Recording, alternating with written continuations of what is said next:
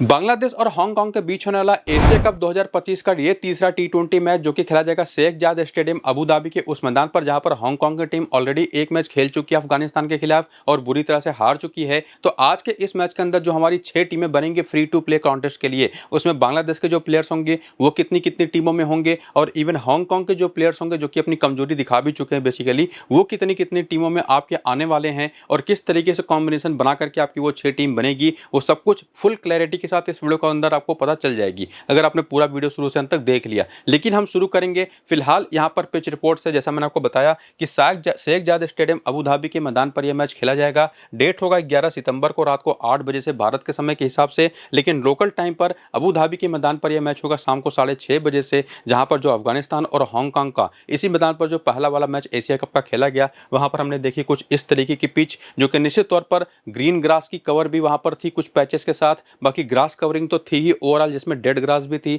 Green grass भी थी, जिसने पिच को अच्छा खासा होल्ड किया हुआ था। क्रैक्स नाम की कोई चीज थी नहीं, लेकिन जो हल्की फुल्की ग्रीनरी पिच के ऊपर आपको दिखाई पड़ रही है ना, इसकी वजह से अच्छी पेस और इवन बाउंस यहां पर आपको देखने को मिला, जो कि बैटिंग के लिए कंडीशन काफी बेहतर बनाता दिखा। लेकिन शुरू में निश्चित तौर पर गेंदबाजों को, तेज गेंदबाजों को स्पेसिफिकली हल्की फुल्की हेल्प थी, और जो कि आपने देखा भी अफगानिस्तान की इनिंग में पिछले वाले मैच में हांगकांग के खिलाफ के आखिरी 5 ओवर में इन्होंने 70+ का ज्यादा का स्कोर किया। हालांकि उसमें जो हांगकांग की टीम थी उनकी खराब फील्डिंग, जिन्होंने टोटल 5 कैचेस छोड़े, और खराब बॉलिंग का भी एक बड़ा हाथ था। तो इस तरीके की पिच देखने को मिली हमको पहले मैच के दौरान, जिसका फीचर अगर हम डिस्कस करने की कोशिश करें तो पूरी तरह से यहां पर चूंकि वेदर टेम्परेचर जो वेदर होता है ना, टेम्परेचर ड्रॉप खास करके अबू धाबी दुबई के अंदर जो कि दिन और रात के मुकाबले में करीब करीब 10 डिग्री का डिफरेंस आ जाता है, जो कि पिछले मैच में होता दिखाई नहीं पड़ा, क्योंकि दिन के दौरान कंडीशंस हल्के फुल्के क्लाउड्स मैदान के ऊपर थे। और इवन आज के इस मैच में भी जो वेदर फोरकास्ट है ये बताता है कि पूरे दिन आसमान पर हल्के हल्के बादल बने रहेंगे, टेम्परेचर कोई बहुत ज़्यादा होगा नहीं, 35 के डिग्री सेंटीग्रेड के अराउंड का टेम्परेचर होगा, जो कि रात के दौरान भी ज़्यादा फॉल करेगा नहीं, वही 32-33 डिग्री के आसपास का होगा। तो जो टेम्परेचर ड्रॉप होता है वो चूंकि इतना कम है, और इसी वजह से जो एक ड्यू का रोल यहाँ पर होता है ना कि वो सेकंड इनिंग के दौरान आ जाएगी, ग्रिप करना गेंद को बॉलर्स के लिए बहुत ही मुश्किल हो जाएगा। वो ना सिर्फ हमने पहले मैच में देखा कि एब्सेंट था, यानी कि ड्यू आई नहीं, जो थोड़ी बहुत थी उसने कुछ खास रोल प्ले किया नहीं, वो आज के मैच में भी होता दिखाई पड़ रहा है। ओवरऑल चूंकि ड्राई पिच यहां पर है और ड्यू गिरेगी नहीं या उसका कुछ खास रोल होगा नहीं, तो निश्चित तौर पर जैसे जैसे मैच आगे बढ़ेगा बैटिंग करना वहां पर मुश्किल होता चला जाएगा, जो कि हमने पहले मैच में देखा भी अफगानिस्तान और हांगकांग। हालांकि आप कंपेयर नहीं कर सकते हांगकांग की टीम को किसी भी पिच पर अफगानिस्तान से, बॉलिंग इतनी शानदार है अफगानिस्तान की टीम की कि वो शायद पहली इनिंग की बॉलिंग में अगर करती तो वहां पर भी हांगकांग को शायद किसी इसी तरीके के स्कोर पर रोक देती। हांगकांग ने सेकेंड इनिंग में बैटिंग करते हुए 94 के स्कोर पर 9 विकेटें गंवा दी थी पूरे 20 ओवर में, और उसके पहले अफगानिस्तान की टीम ने 188 रन बनाए थे बेसिकली 6 विकेट के नुकसान पर। और बेसिकली आप सीधे कह सकते हैं ये एक तरह का मैच तो नहीं लेकिन मिस मैच ही था, जहां पर हांगकांग की टीम बुरी तरह से हारी। लेकिन एक चीज हमको देखने को मिली थी, जो आपको मैंने शुरू में ही पिच रिपोर्ट के बारे में बताया ना, कि हल्की फुल्की जो ग्रीनरी है उसकी वजह से अच्छी मूवमेंट वहां पर मिल रही थी तेज गेंदबाजों को शुरुआती ओवर्स में, और उसका फायदा हांगकांग के बॉलर्स ने उठाया। पहले 6 ओवर में अफगानिस्तान के 41 के स्कोर पर 2 विकेटें गिर गई थी और हांगकांग की तो 4 विकेटें गिर गई थी, और उसमें भी हांगकांग ने अफगानिस्तान के इनिंग के दौरान 5 कैचेस छोड़े थे, वरना हालात और खराब थे अफगानिस्तान के, क्योंकि सैदिकुल्लाह अटल जिन्होंने एक अच्छी पारी खेल दी वो पहले ही ओवर में आउट होते होते बचे थे, कैच उनका ड्रॉप हो गया था। तो ये जो 2 विकेट का आंकड़ा आप देख रहे थे ना, ये 3 और 4 भी हो सकता था। तो पावर प्ले के दौरान तेज गेंदबाजों को इतनी हेल्प यहां पर थी पहले मैच के दौरान। बाकी आज भी चूंकि बांग्लादेश की टीम है सामने हांगकांग के खिलाफ, तो चांस तो कुछ हांगकांग का बनता दिखाई नहीं पड़ रहा, लेकिन निश्चित तौर पर ये जो पिच रिपोर्ट है वो आपको कम से कम यह हेल्प करेगा समझने में कि पावर प्ले के दौरान कोई भी टीम की बॉलिंग हो वो काफी इंपॉर्टेंट होने वाली है। तो पावर प्ले के बॉलर्स कौन है, स्पेसिफिकली वो जो डेथ में भी बॉलिंग करते हैं, वो बहुत जरूरी है। बाकी इसके पहले का स्कोर कार्ड अगर आप देखेंगे ना, तो चूंकि यहाँ पर कंडीशंस काफी चेंज दिखाई पड़ रही है, ड्यू का कोई इफेक्ट है नहीं, तो निश्चित तौर पर कुछ खास वैल्यू इन मैचेस के स्कोर कार्ड का बचता नहीं।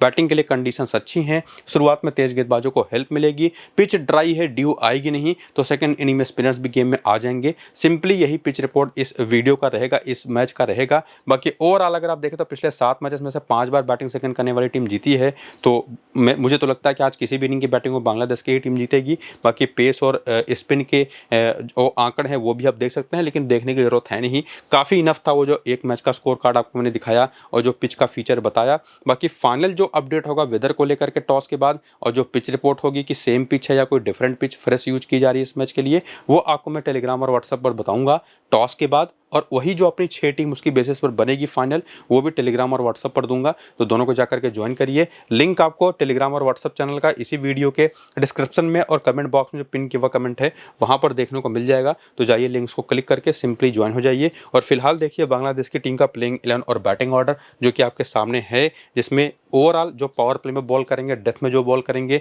और वही बॉलर मेजॉरिटी हैं जो कि पूरे 4 ओवर के आसपास की बॉलिंग करते दिखाई पड़ेंगे। उनके नाम आप देख सकते हैं, बॉलर्स के नाम तो देख ही पा रहे होंगे, बैटिंग ऑर्डर देख ही पा रहे होंगे। बेंच पर मुझे लगता है कि हो सकता है कि मौका मिल जाए शरीफुल इस्लाम को। अब किसकी जगह पर खिलाते हैं, तंजीम हसन साकिब की जगह पर ही मेजॉरिटी टाइम खिलाते दिखाई पड़े हैं, लेकिन जो कि ऑलरेडी इनके पास एक left arm medium pace bowler already हैं, तो चांसेस उसके थोड़े कम है, लेकिन वो मौका मिल सकता है। इसके बाद करियर के आंकड़े बांग्लादेशी प्लेयर्स के T20 फॉर्मेट में, वो भी यहाँ पर आप देख सकते हैं, जो कि आपको हेल्प करेगा प्लेयर को पिक करने में। कैसे, जैसे अगर आप देखें तंजीद हसन को तो 31 T20 मैच खेल चुके हैं, 738 रन बना चुके हैं, 27 का ओवरऑल बैटिंग एवरेज है, लेकिन यही सेम बैटिंग एवरेज पहली इनिंग में 18 तो सेकंड इनिंग में 32 का है, जो दिखाता है कि जो भी इनका T20 करियर रहा है ना, जो भी इन्होंने रन्स बनाए हैं, ज़्यादातर रन्स इनके ज़्यादा बेहतर एवरेज के साथ सेकंड इनिंग में आए हैं। तो तंजीद हसन दिखाई पड़ता है कि सेकंड इनिंग में ज़्यादा बेहतर ऑप्शन है। हालांकि जो सामने की टीम है, आज का जो मैच है, इसमें ये दोनों इनिंग में इंपॉर्टेंट हो सकते हैं, लेकिन प्रेफरेंस आपको इनको सेकंड इनिंग की बैटिंग में देनी है, वो इनका करियर बताता है। सिमिलरली परवेज हुसैन इमोन ये पहली इनिंग में ज़्यादा बेहतर करते हैं। ठीक उसी तरह से बाकी बैटर्स का बैटिंग एवरेज आप देख करके ये चीज़ समझ सकते हैं और उसका हेल्प ले सकते हैं अपनी टीम बनाने में। उसी तरह से जो बॉलर्स हैं ना, उनका बॉलिंग का स्ट्राइक रेट जो कि लगभग हर बॉलर का सिमिलर है। जैसे फॉर एग्जाम्पल अगर आप शरीफुल इस्लाम की मैं बात कर रहा था कि शायद प्लेइंग 11 में खेल जाएं, तो 52 T20 मैचेस में 58 विकेट ले चुके हैं। पहली इनिंग में हर मैच में इनको लगभग 19 गेंदें लगी हैं, 1 विकेट निकाले में ऑन एन एवरेज, जो भी इनका पूरा करियर रहा है उसके बेसिस पर। लेकिन सेकंड इनिंग में केवल 15 गेंदें लगती हैं, यानी कि दिखता है कि शरीफुल इस्लाम पहली इनिंग में तो चाहे जैसे बॉलरों विकेट निकालते हैं, सेकंड इनिंग में और बेहतर हो जाते हैं। ये सारा डेटा आपको ये देख करके पता चलेगा, करियर का आंकड़ा जो कि आपके सामने है। तो वीडियो को रोक करके ध्यान से देख लीजिएगा।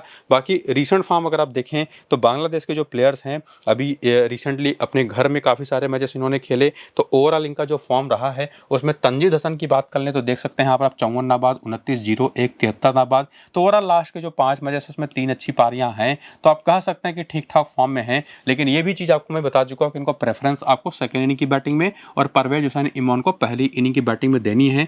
दोनों का फॉर्म बहुत ज़्यादा कंसिस्टेंट है नहीं, लेकिन हांगकांग की बॉलिंग के सामने ये दोनों अपनी उस स्पेसिफिक इनिंग की बैटिंग में काफ़ी अच्छा ऑप्शन हो सकते हैं, जो कि 2-2, 3-3 टीमों में आएंगे। लेकिन इसके बाद आते हैं लिटन दास, जो कि अगर आप देखें ना तो ये जो 73, 18 नाबाद 54 की पारी है, इसके पहले तो उनका करियर काफ़ी डार्क फेज में रहा था। बेसिकली बिल्कुल रन इनसे नहीं बन रहे थे, लेकिन अब फिलहाल काफ़ी बढ़िया फॉर्म में आ चुके हैं और निश्चित तौर पर एक ऐसे ऑप्शन बन चुके हैं ना, जो कि कम से कम 4 से 5 टीमों में आपके होने ही चाहिए। और बढ़िया फॉर्म में है, तो चाहे पहली इनिंग की बैटिंग हो चाहे सेकंड इनिंग की बैटिंग हो, दोनों जगह पर ना सिर्फ एज ए प्लेयर, कई सारे टीमों के कप्तान है, बस कप्तान भी आपके बन सकते हैं। इसके बाद आते हैं सैफ हसन, जो कि राइट हैंडेड बैटर होने के साथ साथ ऑफ स्पिन बॉलर भी हैं।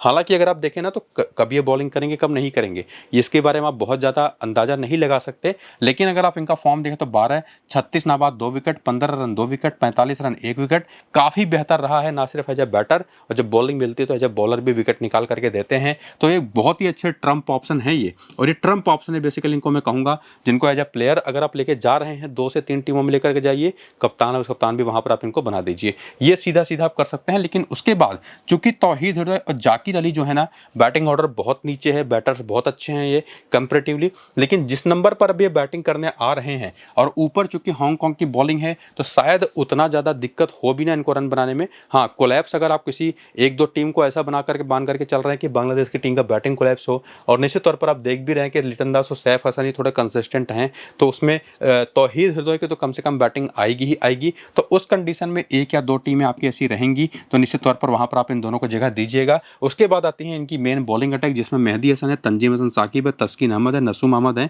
और मुस्तफिजुर हैं, या हो सकता है कि शरीफुल को भी किसी न किसी की जगह पर मौका मिल सके। तो जो भी 5 बॉलर मेन बॉलिंग ऑप्शन के तौर पर आज के इस मैच में खेलेंगे ना, उसमें से कम मेहदी हसन जो कि स्पिन बॉलर है, जैसी ये पिच है स्पेसिफिकली अगर सेकेंड इनिंग की बॉलिंग होती है तो ये बहुत ही लीथल ऑप्शन हो सकते हैं 4 से 5 टीमों में आने के लिए। सिमिलरली तस्कीन अहमद का जो पेस है और जो इनका फॉर्म तगड़ा है, वो तो इनको 6 की 6 टीमों में, इवन मैं कहूँगा कि 5 से 6 टीमों में आप इनको ना सिर्फ रखिए बल्कि 2 से 3 टीमों में कप्तान भी बनाइए। सेम चीज़ नसूम अहमद को भी लेकर के मैं कहूँगा, रिसेंट रिसेंट टाइम में बहुत कमाल के फॉर्म में रहे हैं। और लेफ्ट आर्म ऑर्थोडॉक्स बॉलिंग जिसमें इनकी लाइन और लेंथ इतनी तगड़ी होती है ना कि जरा सा भी गेंद आप इनका मिस करेंगे तो सीधे स्टंप पर। तो निश्चित तौर पर उसी तरीके के प्लेयर हैं। बाकी मुस्तफिजुर और तंजीम हसन साकिब दो ऐसे बॉलर हैं जो कि रोटेट होंगे। कहीं 3 टीमों में आप मुस्तफिजुर को रखिए, 3 टीमों में आप तंजीम हसन साकिब को रखिए। तो निश्चित तौर पर इस तरीके से प्लेयर सिलेक्शन आपको करना होगा। बाकी बेंच के भी कुछ नाम जैसे सोरफुल्लाम अगर खेलते हैं तो जिसकी जगह पर खेलेंगे इनका वही रोल होगा। बाकी नीचे के जो बाकी 4 और ऑप्शन है उनका भी रीसेंट फॉर्म आप देख करके रखिए। तो अगर आपने इस वीडियो के इस फेज को काफ़ी इंपॉर्टेंटली देख लिया तो चीज़ें आपको काफ़ी क्लियर हो जाएंगी। बाकी हेड टू हेड का कोई डेटा हांगकांग के खिलाफ बांग्लादेशी प्लेयर्स का मिलेगा नहीं, लेकिन वेन्यू की अगर हम बात करते हैं तो अबू धाबी के इस मैदान पर 2 मुकाबले लिटन दास खेले हैं, 33 रन है। 2 मैचेस मेहदी हसन खेले हैं, 38 रन है, 1 विकेट है। बाकी तस्किन के 1 मैच में 2 विकेट है, नसुम के 2 मैच में 2 विकेट है, मुस्तफिजुर के 3 मैच में 2 विकेट है, 2 मैच में 1 विकेट है सोरफुल इस्लाम के। हालांकि इस डेटा का कोई खास वैल्यू आज के मैच के लिए बनता नहीं, तो इसको भी आप इग्नोर कर सकते हैं, जो कि है भी नहीं इतना बड़ा सैंपल साइज कि उस पर आप ध्यान भी दें। लेकिन निश्चित तौर पर 1-2 टीमों के लिए तो वो डेटा काम आएगा। और उसके बाद आकर के प्लेयर बैटल देखें तो तंजीद हसन एक ऐसे खिलाड़ी रहे हैं जो लेफ्ट आर्म ऑर्थोडॉक्स बॉलिंग पर फंसते हैं, 51 गेंद पर 55 रन बना करके 4 बार। जबकि परवेज हुसैन इमोन जो कि एक लेफ्ट हैंडर है, नेचुरली ऑफ स्पिन के खिलाफ इनका बैटल बनता भी और आउट भी 40 गेंद पर 50 रन बना करके 4 बार। तो जो ऑफ स्पिनर है काफ़ी इंपॉर्टेंट है, ना सिर्फ इनके खिलाफ बल्कि सैफ हसन के खिलाफ भी। और इवन लिटन दास भी राइट आर्म ऑफ स्पिन पर काफ़ी ज़्यादा विकेटें देते हैं। तो लेफ्ट आर्म ऑर्थोडॉक्स तो निश्चित तौर पर इंपॉर्टेंट हैं और स्पेसिफिकली ऑफ स्पिन बॉलर तो और इंपॉर्टेंट हैं। हालांकि कोई लेग स्पिन बॉलर सामने की टीम में होता ना तो वो ज़्यादा बेहतर ऑप्शन होता, जो कि हम अभी आगे चल करके देखेंगे कोई है या नहीं। बाकी तौहीद लेफ्ट आर्म ऑर्थोडॉक्स पर, जाकिर अली लेग स्पिन पर बुरी तरह से फंसते हैं और मेहदी हसन भी लेग स्पिन पर काफ़ी खराब आंकड़ों के साथ दिखाई पड़ते हैं, जो कि दिखाता है कि स्पिन बॉलिंग अटैक जिसमें खास करके राइट आर्म ऑफ स्पिन और राइट आर्म लेग स्पिन वो काफ़ी बड़ा ऑप्शन होता है हमेशा से बांग्लादेश की टीम के खिलाफ। हालांकि अगर आप हांगकांग के पहले मैच की प्लेइंग 11 बैटिंग ऑर्डर देखें तो ऑफ स्पिनर के तौर पर किंचित सान के पास है, बहुत इंपॉर्टेंट ऑप्शन आज के इस मैच के लिए। लेफ्ट आर्म ऑप्शन के तौर पर यहाँ पर यासिम मुर्तजा जो टीम के कप्तान भी हैं वो हैं, और एहसान खान भी एक ऑफ स्पिनर हैं। बाकी 3 मीडियम पेसर्स हैं, ये इनका बैटिंग ऑर्डर है। लेकिन लेग स्पिनर अगर आप देखें ना तो बेंच पर इनके पास हैं अली हसन और मोहम्मद गजनफर, और शायद इनको इनमें से किसी को मौका मिल भी जाए तो निश्चित तौर पर ये चीज़ देखना पड़ेगा। लेकिन जिसको भी खिलाएंगे वो बहुत इंपॉर्टेंट होने वाला है लेग स्पिनर के तौर पर। और जो पहला मैच इन्होंने खेला उसमें हमने क्या देखा कि आयुष शुक्ला ने पूरे 4 ओवर किए, 2 विकेटें भी ली, 2 over power play, 3 over power play के बेसिकली और 1 ओवर डेथ का।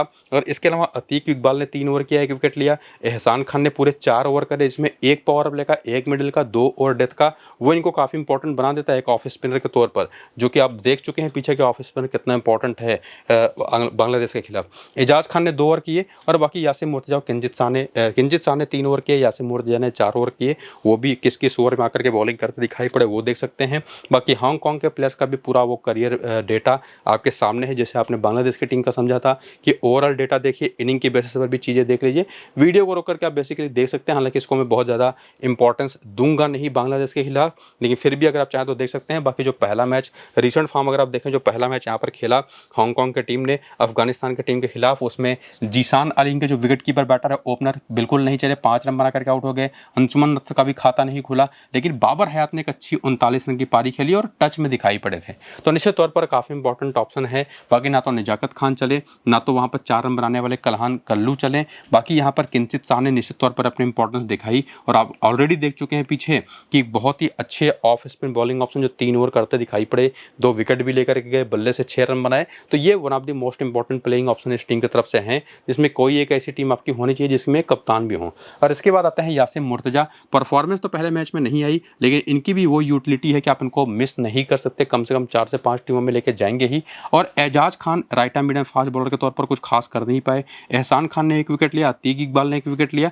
आयुष शुक्ला ने बहुत अच्छी स्विंग बॉलिंग करी, 2 विकेट लेकर के गए। लेकिन इसमें एहसान खान विकेट एक ही लेके जा पाए, लेकिन निश्चित तौर पर ये चौथे वो ऑप्शन बन जाते हैं किंचित शाह, और साथ ही साथ यहाँ पर देखें एहसान खान और आयुष शुक्ला के साथ वो तीसरे ऑप्शन ऐसे बन जाते हैं जो कि बेस्ट ऑप्शन होंगे बांग्लादेश के खिलाफ। तो हर टीम में होने चाहिए ये तीनों की तीनों, जैसा हमने को आप बता दिया, ये तीनों ऐसे प्लेयर हैं ना कि जो 5 से 6 टीमों में आपके होंगे। बाकी 4 से 5 टीमों में आप यासिन मुर्तजा को लेके जा सकते हैं, 4 से 5 टीमों में बाबर हयात को, और उसके बाद किसी 1-2 टीम में आप अंशुमन रथ को भी इंक्लूड कर सकते हैं। बाकी कोई प्लेयर है तो एक है एजाज खान के जो तेज गेंदबाज, इनको भी कहीं कहीं जगह दे सकते हैं, लेकिन वही 1 या 2 टीमों में। सिर्फ इसी तरीके की रोटेशन आपको करनी है। और जो आपको मोहम्मद जेनिफर दिखाई पड़े थे, वो भी अगर खेलते हैं तो उनका फॉर्म आपने पीछे देखा होगा, वो भी काफ़ी इंपॉर्टेंट ऑप्शन हो सकते हैं एक लेग स्पिनर के तौर पर बांग्लादेश के खिलाफ। और उसके बाद हेड टू हेड का डेटा देखने आएंगे तो केवल बाबर आयत और निजाकत खान ही एक मैच खेले हैं। 2014 में 1 रन और 12 रन बना पाए हैं, बाकी कोई डेटा आपको मिलेगा नहीं,